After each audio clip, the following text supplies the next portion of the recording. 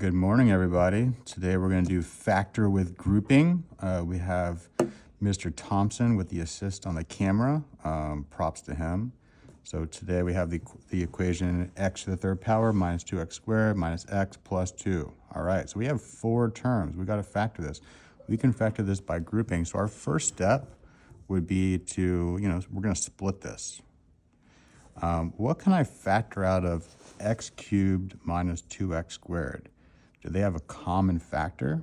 They do. They all have an x. And what's the biggest x they have? They have x squared in common. All right?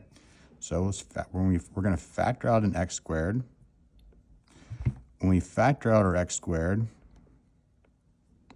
x cubed divided by x squared is, x cubed is 3x's. So 1, 2, 3. X squared is 2x's. These cancel out. We have 1 left over. So this turns into an x. Negative 2x squared divided by x squared is just going to be minus 2. And if you want to see why that's the case, we have negative 2x squared divided by x squared. So 2x squared is the same as negative 2 times x. And x squared is just 2x's. These go away, and what are we left with? A negative 2. All right, on this side, we have a negative x plus 2. Do they have anything in common? Well, this is just an x, this is just a 2. They don't, but we should factor something out. We could factor out a 1. And if we factor out a positive 1, it doesn't really change the signs, and these wouldn't match. All right, so if we have a negative x plus 2, and we factored out just a positive 1, we would have negative x plus 2. And this term and this term wouldn't match, and we want them to match.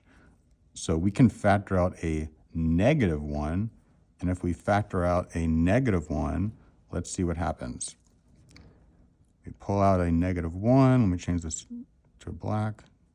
And this turns into an x minus 2. All right, look. These match now. They're the same thing, x minus 2. Our final step is just writing our answer. Again, that's just, we're going to put these two together, and then we're going to bring one of these guys with us. So our final answer would just be x squared minus 1. And then x minus 2. Is that our final answer? Psych, it's not. What do we notice? Look at these terms right here, x squared and 1.